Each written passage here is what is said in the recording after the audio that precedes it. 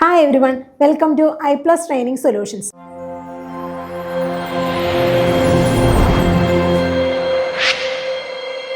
KTET Category 3 previous ആയിട്ട് ചോദിച്ചിട്ടുള്ള കുറച്ച് ക്വസ്റ്റ്യൻസ് ആണ് നമ്മൾ നോക്കാൻ പോകുന്നത്. നോക്കിയാലോ? ഫസ്റ്റ് ക്വസ്റ്റ്യനിലോട്ട് പോവാം. Introspection was a key method in which school of psychology? എന്താണ് ഇൻട്രോസ്പെക്ഷൻ ഏത് സൈക്കോളജിയുമായി ബന്ധപ്പെട്ടതാണെന്നാണ് ക്വസ്റ്റ്യൻ. ഓപ്ഷൻസ് നോക്കാം.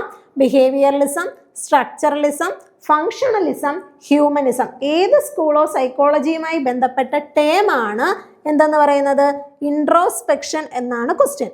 ഏതാണ്? ഏത് സ്കൂൾ ഓഫ് സൈക്കോളജിയുമായി ബന്ധപ്പെട്ട ടേം ആണ് ഇൻട്രോസ്പെക്ഷൻ? നോക്കിയാലോ? ഏത് നിങ്ങൾക്കറിയാമോ? ഏത് സ്കൂൾ ഓഫ് സൈക്കോളജിയുമായി ബന്ധപ്പെട്ടതാണെന്ന് അറിയാമോ? നോക്കാം. ഏത് സ്കൂൾ ഓഫ് സൈക്കോളജിയുമായി ബന്ധപ്പെട്ടതാണ്? ഇൻട്രോസ്പെക്ഷൻ എന്ന ടേം സ്ട്രക്ചറലിസം എന്ന സ്കൂൾ ഓഫ് സൈക്കോളജിയുമായിട്ട് ബന്ധപ്പെട്ടതാണ്. നോക്കിയാലോ? ഇനി എന്താണ്, നമുക്ക് ജസ്റ്റ് സ്കൂൾ ഓഫ് സൈക്കോളജി ഒന്ന് പറയാം. ഫസ്റ്റ് എന്താ? സ്ട്രക്ചറലിസം ആണ്. സ്ട്രക്ചറലിസം ആരാണ് ഫൗണ്ട് ചെയ്തത്? ആരാണ്? വില്യം വൂണ്ടാണ് ഫൗണ്ട് ചെയ്തത് അല്ലേ? വില്യം വൂണ്ടാണ് സ്ട്രക്ചറലിസത്തിന്റെ ഫൗണ്ടർ എന്ന് പറയുന്നത്. ആരാണ്? William Wundt. അത് ഫർദർ ഡെവലപ്പ് ചെയ്തത് ആരാണ്? എഡ്വേർഡ് ടിച്ച്നർ ആണ് ഫർദർ ഡെവലപ്പ് ചെയ്തത്. അപ്പൊ സ്ട്രക്ചറലിസത്തിന്റെ ഫൗണ്ടർ വില്യം വൂണ്ടാണ്. അത് ഫർദർ ഡെവലപ്മെന്റ് നടത്തിയത് ആരാണ്? എഡ്വേർഡ് ടിച്ച്നർ ആണ്. പിന്നെ എന്താ അദ്ദേഹം അതിനകത്ത് പറയുന്നത്? നമ്മുടെ മെന്റൽ പ്രോസസ്സ്, സ്ട്രക്ചറലിസം എന്ന് പറയുന്നത് was to break down the mental process എന്നാണ് പറയുന്നത്. സ്ട്രക്ചറലിസത്തിൽ വില്യം വൂണ്ട് പറയുന്നത് എന്താണ്? Break down the mental process in their most basic elements or structures such as sensations, feeling and thoughts. നമ്മുടെ സെൻസേഷൻ, ഫീലിംഗ്, തോട്ട് അതെല്ലാം എന്ത് ചെയ്യുന്നു? ബ്രേക്ക് ഡൗൺ ചെയ്യുന്ന ഒരു പ്രോസസ്സാണ് എന്തിനകത്ത് നടക്കുന്നത്? സ്ട്രക്ചറലിസം എന്ന സ്കൂൾ ഓഫ് സൈക്കോളജിയിൽ നടക്കുന്നത്. അതിനകത്ത് ഇമ്പോർട്ടൻ്റ് ആയിട്ടുള്ള ഒരു ടേം പഠിച്ചു. ഏതാണ്? ഇൻട്രോസ്പെക്ഷൻ. അതാണ് ക്വസ്റ്റ്യൻ. ഇൻട്രോസ്പെക്ഷൻ ഏത് സ്കൂൾ ഓഫ് സൈക്കോളജിയുമായി ബന്ധപ്പെട്ടതാണെന്നാണ്. അപ്പോൾ introspection as the primary method of analysis ഏതിനകത്തെ? സ്ട്രക്ചറലിസം എന്ന സ്കൂൾ ഓഫ് സൈക്കോളജിയിലെ ഇമ്പോർട്ടൻ്റ് ആയിട്ടുള്ള ടേം ആണ് ഇൻട്രോസ്പെക്ഷൻ. ഇൻട്രോസ്പെക്ഷൻ എന്ന് പറഞ്ഞാൽ ആത്മനിരീക്ഷണം എന്ന് പറയും. നമ്മൾ സ്വയമേ എന്താണ് നമ്മൾ ചെയ്തത് എന്നുള്ളത് നിരീക്ഷിക്കുക എന്നുള്ളതാണ്. അപ്പോൾ ഒരു ടേം നോട്ട് ചെയ്ത് വെക്കുക. ഓരോ സ്കൂൾ ഓഫ് സൈക്കോളജിയിലും പഠിക്കുമ്പോൾ എന്ത് ചെയ്യുന്ന ഇമ്പോർട്ടൻ്റ് ടേം നോട്ട് ചെയ്ത് വെക്കുക. അപ്പോൾ ഇൻട്രോസ്പെക്ഷൻ എന്ന മെത്തേഡ് ഏത് സ്കൂൾ ഓഫ് സൈക്കോളജിയിലാണെന്നാണ് ക്വസ്റ്റ്യൻ. അപ്പോൾ ഏതാണ്? സ്ട്രക്ചറലിസം എന്ന സ്കൂൾ ഓഫ് സൈക്കോളജിയിലാണ് വരുന്നത്. ഓക്കെ, കിട്ടിയോ? അപ്പോൾ ടേം ഓർത്ത് വെക്കുക. പിന്നെ കീ മെത്തേഡ് ഇൻട്രോസ്പെക്ഷൻ ആണ് നമ്മൾ പറഞ്ഞത്. ഉത്തരം എന്താണ്? സ്ട്രക്ചറലിസം ആണ്. ഇനി ബിഹേവിയറലിസത്തിന്റെ ഫൗണ്ടേഴ്സ് ആരൊക്കെയാണെന്ന് നോക്കിയാലോ? ആരൊക്കെയായിരുന്നു? Pavlov, Skinner, Watson. ഇതൊക്കെയായിരുന്നു എന്തിന്റെ ഫൗണ്ടേഴ്സ്? ബിഹേവിയറലിസം എന്ന സ്കൂൾ ഓഫ് സൈക്കോളജിയിൽ വരുന്നതാണ് JB വാട്സൺ. പിന്നെ ആരായിരുന്നു? ഇവാൻ പാവ്ലോ, പിന്നെ BF സ്കിന്നർ. ഇതെല്ലാം ഏതിനകത്ത് വരുന്നതാണ്? ബിഹേവിയറലിസം എന്ന സ്കൂൾ ഓഫ് സൈക്കോളജിയിൽ വരുന്നതായിരുന്നു. പിന്നെന്താ? ഫങ്ഷണലിസം. ഫങ്ഷണലിസം എന്താണ്? ആരായിരുന്നു ഫൗണ്ടർ? വില്യം ജെയിംസ് ആയിരുന്നു അല്ലേ? വില്യം ജെയിംസ് ആണ് ഫങ്ഷണലിസത്തിന്റെ ഫൗണ്ടർ. പിന്നെ ഒരാളും കൂടെ വരുന്നുണ്ടല്ലോ, ജോൺ ഡുവി. പ്രോജക്റ്റ് മെത്തേഡിന്റെ ഫൗണ്ടർ ആയിട്ടുള്ള ജോൺ ഡുവി എന്തിനകത്ത് വരുന്നുണ്ട്? ഫങ്ഷണലിസത്തിനകത്ത് വരുന്നുണ്ട്. പിന്നെ ഹ്യൂമനിസത്തിനകത്ത് വരുന്നത് ആരൊക്കെയാണ്? Abraham Maslow, call Rogers. ഇതെല്ലാം എന്തിനകത്ത് വരുന്നുണ്ട്? ഹ്യൂമനിസം എന്ന സ്കൂൾ ഓഫ് സൈക്കോളജിയിൽ വരുന്നുണ്ട്. പിന്നെ നമുക്ക് പഠിച്ചതാണ് ജസ്റ്റാൾട്ട് സ്കൂൾ ഓഫ് സൈക്കോളജി. ആരൊക്കെയായിരുന്നു? Wertheimer, Kohler, Koffka. ഇതെല്ലാം എന്തിനകത്ത് വരുന്നതാണ്? Gestalt school of psychology. അപ്പോൾ സ്കൂൾ ഓഫ് സൈക്കോളജി ഏതൊക്കെയാണെന്ന് നോക്കി. സ്ട്രക്ചറലിസം നോക്കി. ഇൻട്രോസ്പെക്ഷൻ എന്ന മെത്തേഡ് ഏത് സ്കൂൾ ഓഫ് സൈക്കോളജിയാണ്? സ്ട്രക്ചറലിസം എന്ന സ്കൂൾ ഓഫ് സൈക്കോളജിയാണ്. പിന്നെ ബാക്കി സ്കൂൾ ഓഫ് സൈക്കോളജിയിലെ ഫൗണ്ടേഴ്സ് ആരൊക്കെയാണെന്ന് നമ്മൾ നോക്കി. കിട്ടിയില്ലേ? അടുത്ത ക്വസ്റ്റ്യനിലോട്ട് പോവാം. Learning through reward and punishment is related to dash type of learning. ഏത് ടൈപ്പ് ഓഫ് ലേണിംഗുമായി ബന്ധപ്പെട്ടതാണ് reward and punishment? Reward and punishment ഏത് ടൈപ്പ് ഓഫ് ലേണിംഗുമായിട്ട് ബന്ധപ്പെട്ടതാണെന്നാണ് ക്വസ്റ്റ്യൻ. ഏത് ടൈപ്പ് ഓഫ് ലേണിംഗുമായി ബന്ധപ്പെട്ടതാണ്? ഓപ്ഷൻ നോക്കാം. Social learning, classical conditioning, operant conditioning, പിന്നെന്താണ്? Cognitive theory. ഏത് തിയറിയുമായി, ലേണിംഗ് തിയറിയുമായി ബന്ധപ്പെട്ടതാണ് ഏത്? റിവാർഡ് ആൻഡ് പണിഷ്മെന്റ് എന്നുള്ളതാണ് ക്വസ്റ്റ്യൻ. നോക്കിയാലോ? ഏത് തിയറിയുമായി ബന്ധപ്പെട്ടതാണ്? ഒപ്പറന്റ് കണ്ടീഷനിങ്. ആരുടെ? BF സ്കിന്നറിന്റെ ഒപ്പറന്റ് കണ്ടീഷനിങ്ങുമായി ബന്ധപ്പെട്ടതാണ് ഏത് ടേം എന്നുള്ളത്? Reward and punishment. Reward and punishment എന്ന് കേൾക്കുമ്പോൾ തന്നെ നമ്മുടെ മനസ്സിൽ ഏത് വരണം? ഒപ്പറന്റ് കണ്ടീഷനിങ്. ആരാണ് ഫൗണ്ടർ? BF സ്കിന്നർ എന്നുള്ള ഒരു തോട്ട് നമ്മുടെ മനസ്സിലേക്ക് വരണം. ഓക്കെ, അപ്പൊ എന്താണ് ഒപ്പറന്റ് കണ്ടീഷനിങ് കൊണ്ട് ഉദ്ദേശിക്കുന്നത്? ആരാണ്? BF സ്കിന്നർ ആണ് പ്രൊപ്പൗണ്ട് ചെയ്തത്. Means of rewards and punishment. ഇതിനെ എന്തെന്നും കൂടി അറിയപ്പെടുന്നുണ്ട്? ഇൻസ്ട്രുമെന്റൽ കണ്ടീഷനിങ് എന്നും കൂടെ അറിയപ്പെടുന്നുണ്ട്. അപ്പോൾ ഇൻസ്ട്രുമെന്റൽ കണ്ടീഷനിങ് എന്ന് ക്വസ്റ്റ്യനിൽ വന്നാലും അത് ഏതാണ്? BF സ്കിന്നറിന്റെ ഒപ്പറന്റ് കണ്ടീഷനിങ് തന്നെയാണ്. അതിനകത്ത് എന്താ പറഞ്ഞേക്കുന്നത്? റിവാർഡ് ആൻഡ് പണിഷ്മെന്റിനെ പറ്റിയാണ് പറയുന്നത്. എന്ത് പറയുന്നു? റിവാർഡ് കൊടുക്കുന്നു, പണിഷ്മെന്റ് കൊടുക്കും. It is A method of learning that employs rewards and punishments four behaviour. നമ്മുടെ പെരുമാറ്റത്തിനനുസരിച്ച് കിട്ടുന്ന റിവാർഡ്സും പണിഷ്മെന്റും അത് തമ്മിൽ ബന്ധപ്പെട്ടിരിക്കുന്നു എന്നാണ് ആര് പറയുന്നത്? BF സ്കിന്നർ ഒപ്പറന്റ് കണ്ടീഷനിങ് അല്ലെങ്കിൽ ഇൻസ്ട്രുമെന്റൽ കണ്ടീഷനിങ്ങിലൂടെ പറയുന്നത്. എന്താണ്? റിവാർഡ് കൊടുക്കുന്നു, പണിഷ്മെന്റ് കൊടുക്കുന്നു. റിവാർഡ് എന്താകാം? അത് പോസിറ്റീവും ആകാം, നെഗറ്റീവും ആവും. ഇപ്പം എന്തെങ്കിലും നമ്മൾ നല്ല മാർക്ക് മേടിച്ചാൽ നമുക്കൊരു സമ്മാനം തരാമെന്ന് അച്ഛൻ പറഞ്ഞിട്ടുണ്ട്. അതെന്താണ്? നമുക്കൊരു റിവാർഡാണല്ലേ. അപ്പം നമുക്ക് എന്ത് തോന്നും? ഇനിയും പഠിച്ചാൽ, ഇനിയും നന്നായിട്ട് മാർക്ക് മേടിച്ചാൽ കൂടുതൽ സമ്മാനങ്ങൾ എനിക്ക് കിട്ടത്തില്ലേ? അപ്പം അതെന്താണ്? ഒരു പോസിറ്റീവ് റിവാർഡായിട്ട് നമുക്ക് പറയാം. പിന്നെന്താ? പണിഷ്മെന്റ് ആണെങ്കിൽ എന്തായിരിക്കും? പണിഷ്മെന്റും ഉണ്ട്, പോസിറ്റീവും ഉണ്ട്, നെഗറ്റീവും ഉണ്ട്. നമുക്കിപ്പോൾ എന്തെങ്കിലും തെറ്റ് ചെയ്ത് നമുക്ക് ശിക്ഷ കിട്ടിക്കഴിഞ്ഞാൽ അതെന്താണ്? ഒരു പോസിറ്റീവ് പണിഷ്മെന്റ് ആണെന്ന് പറയാം. അത് നെഗറ്റീവ് ആയാൽ അതിനൊരു ഉദാഹരണം പറഞ്ഞേ. എന്ത് പറയാൻ പറ്റും? ഇപ്പം നമ്മളോട് അമ്മയോ അച്ഛനോ എന്തെങ്കിലും ഒരു കുട്ടിയോട് അതിൻ്റെ അമ്മയോ അച്ഛനോ പറയുകയാണ് ഫോൺ ഉപയോഗിക്കരുത്. അപ്പോൾ ആ കുട്ടി എന്ത് ചെയ്യുന്നു? ഫോൺ ഉപയോഗിക്കുന്നു. അപ്പോൾ ആ പേരൻ്റ് ആ ഫോൺ എടുത്ത് മാറ്റി വെക്കുന്നു. അതാണ് എന്തെന്ന് പറയുന്നത്? നെഗറ്റീവ് പണിഷ്മെൻ്റ് ആയിട്ട് പറയുന്നത് കേട്ടോ. അപ്പോൾ പോസിറ്റീവും ഉണ്ട്, നെഗറ്റീവും ഉണ്ട്. ഇത് കണ്ടോ? ആ കുട്ടിക്ക് ഒരു സമ്മാനം കൊടുക്കുന്നു. അപ്പോൾ ആ കുട്ടിക്ക് എന്ത് ചെയ്യുന്നു? സന്തോഷമാവത്തില്ല. അത് പോസിറ്റീവാണ്. ഇതെന്താണ്? റിവാർഡ് കൊടുക്കുകയാണ്. അവിടെ എന്താണ്? പണിഷ് ചെയ്യുകയാണ് അല്ലേ. അപ്പോൾ റിവാർഡും പണിഷ്മെന്റും എന്തുമായിട്ട് ബന്ധപ്പെട്ടിരിക്കുന്നു? ഇൻസ്ട്രുമെന്റൽ കണ്ടീഷനിങ്ങുമായിട്ട് ബന്ധപ്പെട്ടിരിക്കുന്നു. ആരുടെയാണത്? BF സ്കിന്നറിന്റെ ഒപ്പറന്റ് കണ്ടീഷനിങ് അല്ലെങ്കിൽ ഇൻസ്ട്രുമെന്റ് കണ്ടീഷനിങ് ആരുമായിട്ട് ബന്ധപ്പെട്ടിരിക്കുന്നു? BF സ്കിന്നറുമായിട്ട് ബന്ധപ്പെട്ടിരിക്കുന്നു. അപ്പോൾ ഇമ്പോർട്ടൻ്റ് ആയിട്ട് ടേം ഏതാണ്? Reward and punishment. അപ്പോൾ ക്വസ്റ്റ്യൻ എന്തായിരുന്നു? Learning through reward and punishment is related to dash type of learning. ഏത് ലേണിംഗ് ആണ്? ഒപ്പറന്റ് കണ്ടീഷനിങ് ആണ്. കിട്ടിയല്ലോ. ജസ്റ്റ് നമുക്ക് പറഞ്ഞു പോവാം. അടുത്തതാണ് ക്ലാസിക്കൽ കണ്ടീഷനിങ്. ഏതായിരുന്നു? Classical conditioning. ആരായിരുന്നു ഫൗണ്ടർ എന്ന് പറയുന്നത്? ഇവാൻ പാവ്ലോവ് ആണ് ക്ലാസിക്കൽ കണ്ടീഷനിങ്ങിന്റെ ഫൗണ്ടർ. അദ്ദേഹം എന്താണ്? ഒരു റഷ്യൻ സൈക്കോളജിസ്റ്റ് ആണ്. ആരാണ്? ഒരു റഷ്യൻ സൈക്കോളജിസ്റ്റ് ആണ്. ആര്? ഇവാൻ പാവ്ലോവ് എന്ന് പറയുന്നത്. അതിനകത്ത് രണ്ട് കൺസെപ്റ്റ് പറയുന്നുണ്ട്: അസോസിയേഷൻ ആൻഡ് സബ്സ്റ്റിറ്റ്യൂഷൻ. എന്താണ്? അസോസിയേഷൻ ആൻഡ് സബ്സ്റ്റിറ്റ്യൂഷൻ ആരുമായിട്ട് ബന്ധപ്പെട്ടതാണ്?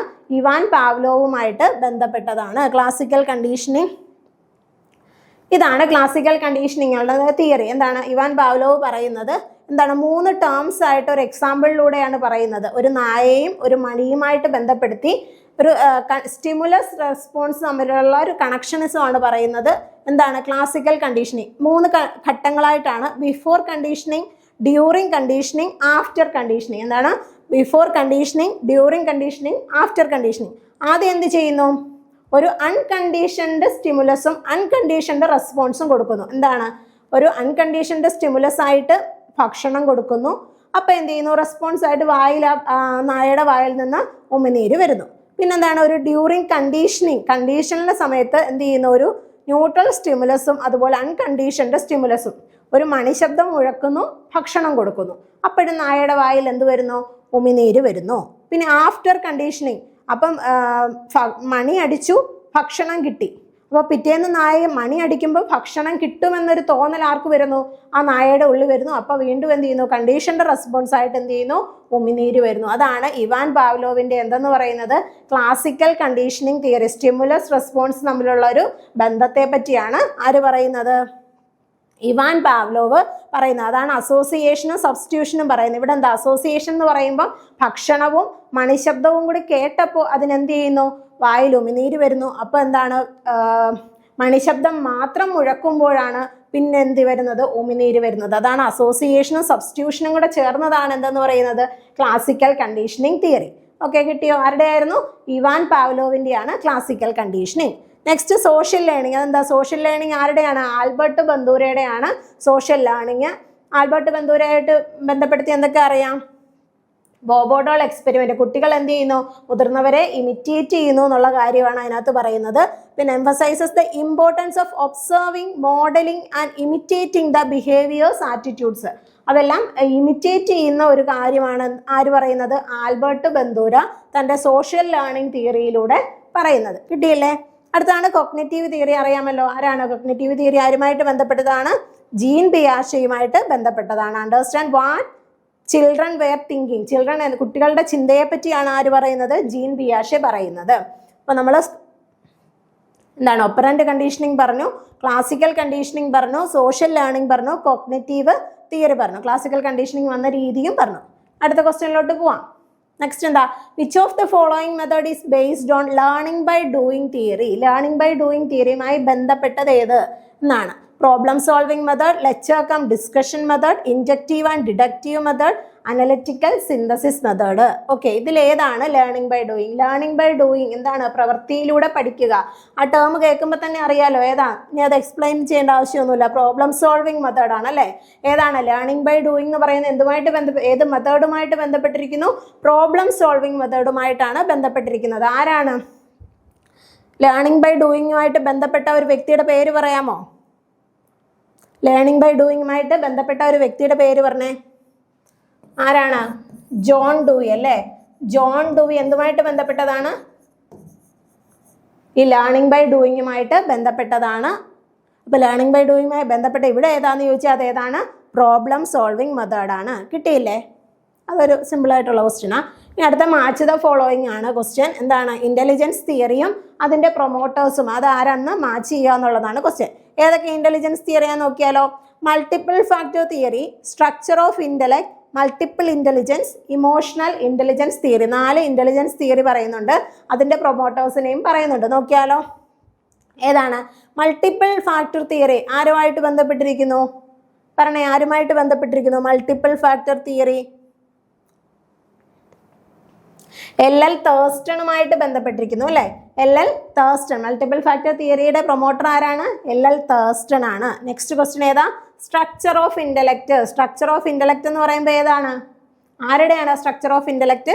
JP ഗിൽഫോർഡിൻ്റെ ആണ് അല്ലേ? ആരുടെയാണ്? JP ഗിൽഫോർഡിൻ്റെ ആണ് സ്ട്രക്ചർ ഓഫ് ഇൻ്റലക്ട്. നെക്സ്റ്റ് എന്താ? മൾട്ടിപ്പിൾ ഇൻ്റലിജൻസ് ആരുമായിട്ട് ബന്ധപ്പെട്ടിരിക്കുന്നു? ഹൊവാർഡ് ഗാർട്ട്നർ അല്ലേ? നമ്മൾ ഇഷ്ടംപോലെ കേട്ടുള്ളതാണ്. മൾട്ടിപ്പിൾ ഇൻ്റലിജൻസ് ആരുമായിട്ട് ബന്ധപ്പെട്ടിരിക്കുന്നു?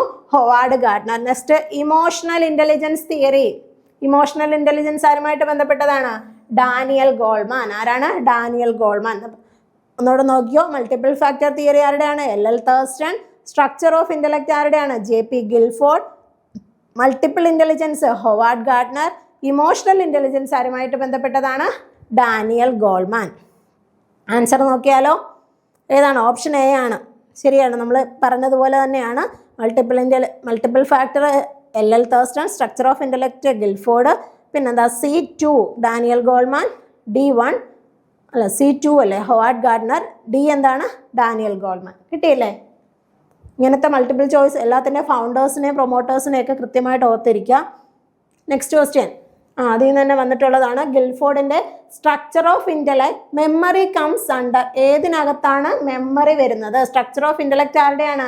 JP ഗിൽഫോർഡിൻ്റെ ആണ് അല്ലേ? അതിലെ മെമ്മറി എന്നുള്ളത് ഏത് ഇതിനകത്താണ് വരുന്നതെന്നാണ് question. Option A content, operations, products, units. എത്ര ഭാഗങ്ങളാണ് ഗിൽഫോർഡിൻ്റെ സ്ട്രക്ചർ ഓഫ് ഇൻ്റലക്ട് പറയുന്നത്? പ്രധാനമായിട്ട് എത്ര ഭാഗങ്ങളാണ്?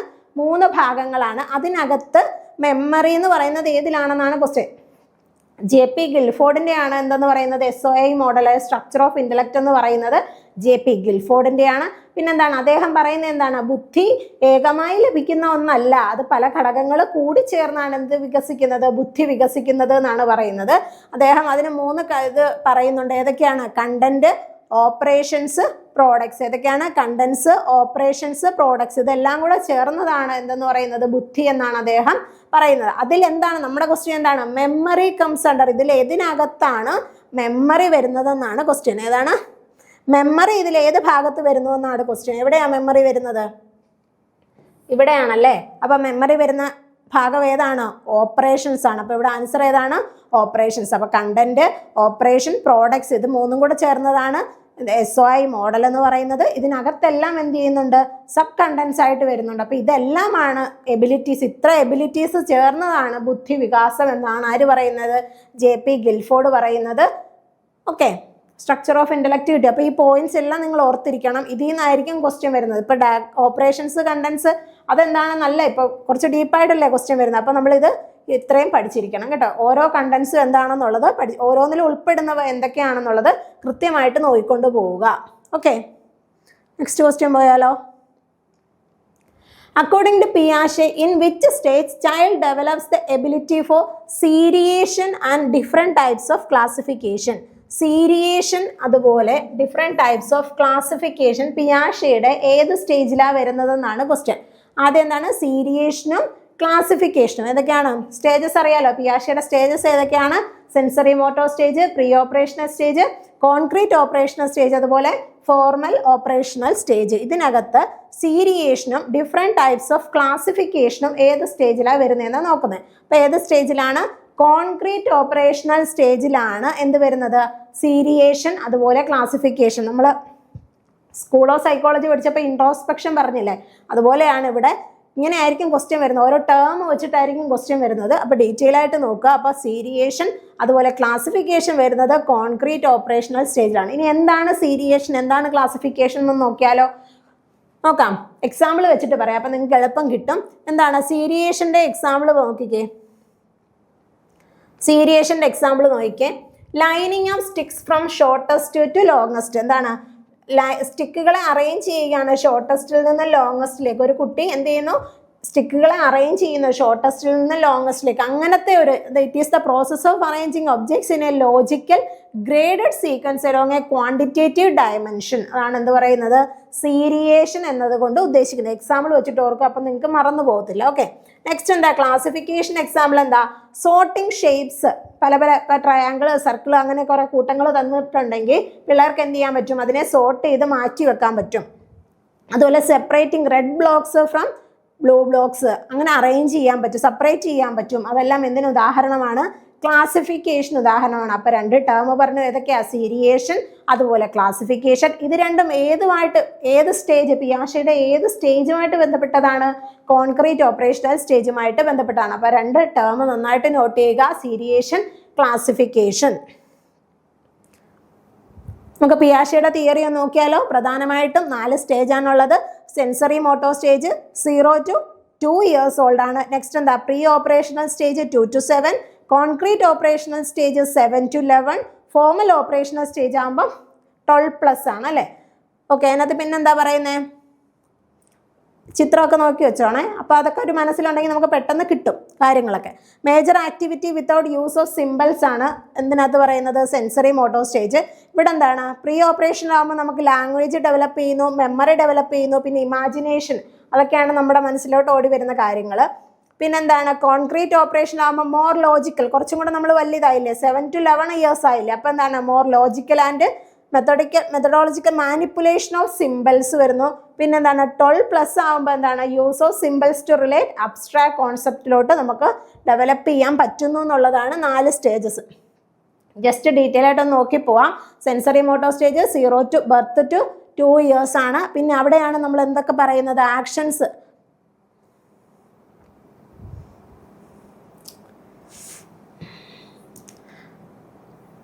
എന്താണ്? ഫസ്റ്റ് സ്റ്റേജിലാണ് നമ്മൾ എന്ത് ചെയ്യുന്നത്? ആക്ഷൻസ്, ടച്ചിങ്, ഗ്രാസ്പിങ്, ലുക്കിങ്, അങ്ങനത്തെ ഉള്ള ആക്ഷൻസ് ഒക്കെ നമുക്ക് വരുന്നത് ഏത് സ്റ്റേജിലാണ്? ഈ സെൻസറി മോട്ടോർ സ്റ്റേജിലാണ്. എന്ന് വെച്ചാൽ കുട്ടികൾ എന്ത് ചെയ്യുന്നു? നടക്കുന്നു, ഓടുന്നു, അതെല്ലാം ചെയ്യുന്നത് ഏത്? ഈ ഫസ്റ്റ് സ്റ്റേജിലല്ലേ. പിന്നെന്താ പറഞ്ഞേ? Basic concept. പിയാഷെ പറയുന്ന ഒരു ബേസിക് കൺസെപ്റ്റ് ഉണ്ട്. ഏത്? സ്കീമ ഡെവലപ്പ് ചെയ്യുന്നതും ഏത് സ്റ്റേജിലാണ്? They begin to construct schemas. First സ്റ്റേജിലാണ് സ്കീമ കൺസ്ട്രക്ട് ചെയ്യുന്നത്. ഫസ്റ്റ് സ്റ്റേജിൽ അപ്പോൾ എന്താണ്? കുട്ടികൾ ടച്ചിങ്, ഗ്രാസ്പിങ്, ലുക്കിങ്, അങ്ങനത്തെ ഫിസിക്കൽ ആക്ഷൻസ് ഒക്കെ മനസ്സിലാക്കുന്നു. പിന്നെന്താണ്? ബേസിക് നോളജ് കൺസ്ട്രക്ട് ചെയ്യുന്നത് ഫസ്റ്റ് സ്റ്റേജിൽ നിന്നാണ്. പിന്നെ അവിടെ പറയുന്ന ഒരു ഇമ്പോർട്ടൻ്റ് കൺസെപ്റ്റ് ആണ് എന്ത്? കീ കൺസെപ്റ്റ് ആണ് ഒബ്ജക്റ്റ് പെർമനൻസ്. അപ്പോൾ ഒബ്ജക്റ്റ് പെർമനൻസ് പിയാഷയുടെ ഏത് സ്റ്റേജിലാണ് വരുന്നതെന്ന് ചോദിച്ചാൽ, ഇപ്പം നമ്മൾ പറഞ്ഞില്ലേ സീരിയേഷനും ക്ലാസിഫിക്കേഷനും ഏത് സ്റ്റേജിലാണെന്നാണ് ക്വസ്റ്റ്യൻ. അതിൽ നിന്നാണ് നമ്മൾ ഡീറ്റെയിൽ ആയിട്ട് വന്നത്. അപ്പോൾ വേറൊരു ക്വസ്റ്റ്യൻ ആണ് ഒബ്ജക്റ്റ് പെർമനൻസ്. ഒബ്ജക്റ്റ് പെർമനൻസ് ഏത് സ്റ്റേജിലാണെന്ന് ചോദിച്ചാൽ ഏത് സ്റ്റേജിലാണ്? സെൻസറി മോട്ടോർ സ്റ്റേജിലാണ് അല്ലേ. അപ്പോൾ സെൻസറി മോട്ടോർ സ്റ്റേജിലാണ്. Develops the key concept of object permanence. എന്താണ്? Understanding that objects continue to exist even when they can be seen. Okay, next എന്താ നോക്കാം. നെക്സ്റ്റ് എന്താ? പ്രീ ഓപ്പറേഷണൽ സ്റ്റേജ് 2 to 7 ആണ്. അവിടെ എന്താണ്? ചിൽഡ്രൻസ് എന്ത് ചെയ്യുന്നു? Start using symbols. നമ്മളിപ്പോൾ പറഞ്ഞതാണ്, സിമ്പിൾസും ലാംഗ്വേജ് ഒക്കെ ഡെവലപ്പ് ചെയ്യുന്നു, ഇമാജിനേഷൻ ഡെവലപ്പ് ചെയ്യുന്നു. പിന്നെന്താണ്? ഈഗോ സെൻട്രിക് ആവും. എന്താണ് ഈഗോ സെൻട്രിക് ആവുന്നത്? എവിടെയാണ്? ഈ പ്രീ ഓപ്പറേഷണൽ സ്റ്റേജിലാണ് കുട്ടികൾ എന്ത് ചെയ്യുന്നത്, ഈഗോസ്, അതായത് meaning they find it difficult to see things from others perspectives. അങ്ങനെ ഒരു ചിന്ത വരുമ്പോൾ കുട്ടികളിൽ എന്ത് ചെയ്യുന്നു, ഈഗോ ക്രിയേറ്റ് ചെയ്യുന്നു എന്നുള്ളതാണ്. അപ്പോൾ ഈഗോ സെൻട്രിക് എന്ന ടേം ഓർത്ത് വെക്കുക. ഫസ്റ്റിൽ എന്തായിരുന്നു പറഞ്ഞാൽ ഒബ്ജക്റ്റീവ് പെർമനൻസ്, രണ്ടാകുമ്പോൾ ഈഗോ സെൻട്രിക്, മൂന്ന് നമ്മൾ പഠിച്ചതാണ്, നമ്മൾ ക്വസ്റ്റ്യനിൽ കണ്ടതാണ്. ഇത് conservation, seriation and classification. Children become more logical in their thinking. They can be understand concept like conservation, realizing that quantity doesn't change even if the appearance of an object does. അതൊക്കെ നമുക്ക് കൂടുതൽ മനസ്സിലാക്കാൻ പറ്റും. എന്താണ് quantity change ചെയ്യില്ല, കൃത്യമായിട്ടൊരു കാര്യം നമുക്ക് പറയാൻ പറ്റും. അതാണ് അതിനകത്ത് ഉദ്ദേശിക്കുന്നത്. പിന്നെന്താ, they also begin to think about others' thoughts and feelings more realistically. നമുക്ക് ചിന്തിക്കാൻ പറ്റും മറ്റുള്ളവരുടെ ഇത് തോട്ട് എന്തായിരിക്കും, ഫീലിങ്സ് എന്തായിരിക്കും എന്നൊക്കെ നമുക്ക് എന്ത് ചെയ്യാൻ പറ്റും, ചിന്തിച്ചെടുക്കാൻ പറ്റും. അതൊക്കെ ഏതിനകത്ത് വരുന്നത്, കോൺക്രീറ്റ് ഓപ്പറേഷനിലാണ്. അവിടെ സീരിയേഷനും ക്ലാസിഫിക്കേഷനും വരുന്നത് ഏത് സ്റ്റേജിലാണ്, ഈ കോൺക്രീറ്റ് ഓപ്പറേഷണൽ സ്റ്റേജിലാണ്. പിന്നെ ഫോർമൽ ഓപ്പറേഷൻ എന്ന് പറയുമ്പോൾ 11+ ആണ്. അവിടെ എന്താണ്, അബ്സ്ട്രാക്ട് തിങ്കിങ് വരുന്നു. പിന്നെന്താണ്, they can now reason about complex concepts like ethics, science, mathematics, thinking systematically and form a hypothesis. കുറച്ചും കൂടെ ഡെവലപ്പ് ആയില്ലേ, 11+ അല്ലേ, 12+ അല്ലേ ഏജ് വരുന്നത്. അപ്പോൾ കൂടുതൽ എന്ത് ചെയ്യുന്നു, ഡെവലപ്പ് ചെയ്യുന്നു. വാട്ട് ഇഫ്, എന്ത് നമ്മൾ സ്വയമേ ചിന്തിക്കുന്നു. ഇപ്പോൾ സൂര്യൻ ഉദിച്ചില്ലെങ്കിൽ എന്ത് സംഭവിക്കും, അങ്ങനെയൊക്കെ ഒരു ചിന്ത നമുക്ക് വരത്തില്ലേ ആ ഒരു സമയത്ത്. ഇപ്പോഴത്തെ കാര്യമല്ല, ആ ഒരു സമയത്ത് വരത്തില്ല. ആ ഒരു ചിന്തയൊക്കെ വരുന്നത് ഏത് സമയത്താണ്, ഈ ഫോർമൽ ഓപ്പറേഷണൽ സ്റ്റേജിലാണ്.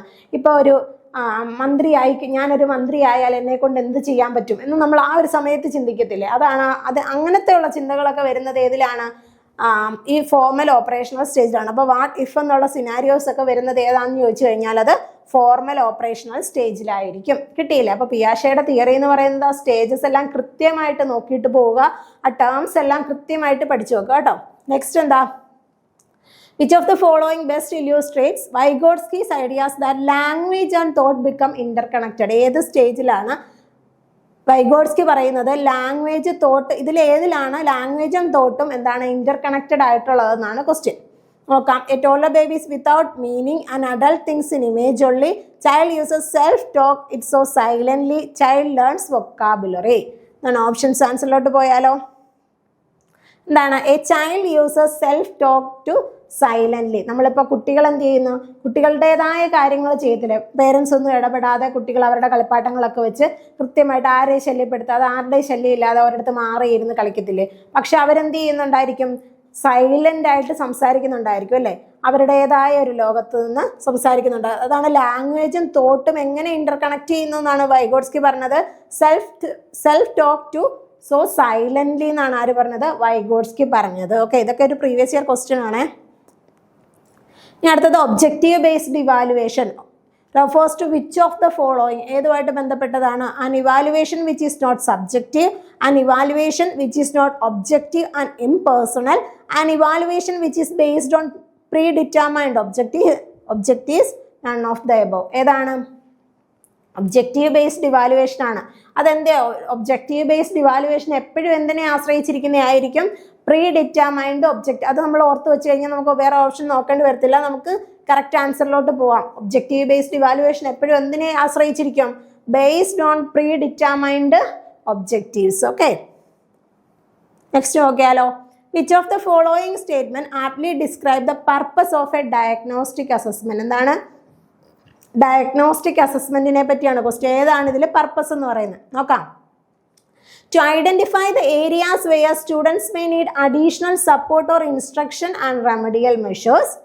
Next in that, to give students the opportunity to critically assess the work of their peers, to identify the attitude patterns of students and design a career guidance program as per their needs. പിന്നെ എന്താ, to provide feedback to the teacher about their teaching methods. Diagnostic test എന്ന് പറഞ്ഞാൽ തന്നെ എന്താണ്, നമുക്ക് ഒരു ആൻസറിലോട്ട് പോവാം. Identify the areas where students may need additional support. Additional support ആഗ്രഹിക്കുന്നതല്ല, വേണ്ട കുട്ടികൾക്ക് എത്രത്തോളം ഉണ്ട് എന്നുള്ളതാണ് നമുക്ക് ടെസ്റ്റ് ചെയ്യാനാണ് എന്ത് വേണ്ടി വരുന്നത്, ഈ ഡയഗ്നോസ്റ്റിക് ടെസ്റ്റ് വേണ്ടി വരും. നമുക്കത് മെഷർ ചെയ്തിട്ടുണ്ട് എങ്കിൽ കുട്ടിക്ക് എത്രത്തോളം സപ്പോർട്ട് ഇനി ആവശ്യമാണ് എന്ന് നമുക്ക് പറയാൻ പറ്റും. അപ്പോൾ identify the areas where students may need additional support or instruction and remedial measures. Remedial measures ഒക്കെ കൊടുക്കണോ വേണ്ടയോ എന്നൊക്കെ അറിയണമെങ്കിൽ എന്ത് വേണം? ഒരു കുട്ടിക്ക് എന്തറിയാം, എന്തറിയത്തില്ല എന്നറിയാനാണ് നമ്മൾ എന്ത് ചെയ്യുന്നത്? ഡയഗ്നോസ്റ്റിക് ടെസ്റ്റ് നടക്കുന്നത്.